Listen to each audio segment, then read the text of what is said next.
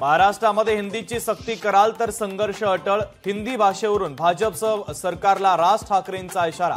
हिंदी भाषा सक्तीवरून मनसे भाजपमध्ये मिठाचा खडा पडण्याची चर्चा। राज्य सरकारकडून हिंदी सक्तीचा निर्णय मागे नव्या आदेशामध्ये हिंदी अनिवार्य असल्याचा उल्लेख नाही। राज्य सरकारचा नवा निर्णय तर तातडीची पत्रकार परिषद घेत शिक्षण मंत्री दादा भुसेंनी केलं स्पष्ट।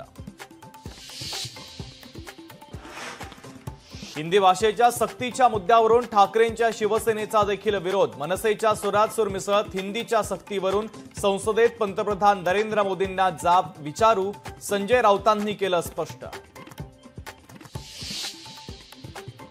भाजपसोबत गेलेल्यांना सोबत घेऊ शकत नाही। दोन्ही राष्ट्रवादी एकत्र येण्याच्या चर्चांना पवारांकडनं ब्रेक। माळेगाव कारखान्यातील युती फिसकटल्यानं भूमिका, सूत्रांची माहिती।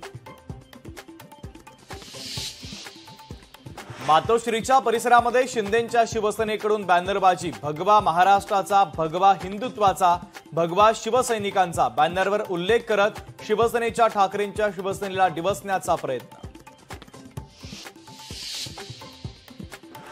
राज्यातील 25 वर्षांहून जुन्या पुलाचं ऑडिट होणार। अहवाल तातडीनं शासनाला सादर करण्याचे मंत्री शिवेंद्रसिंहराजे भोसले यांचे निर्देश।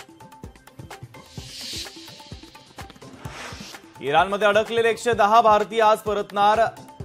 अॅन्मेरिया मार्गे भारतात परतवारी, तर केंद्र सरकारच्या चर्चेनंतर पहिली तुकडी दिल्लीमध्ये दाखल होणार।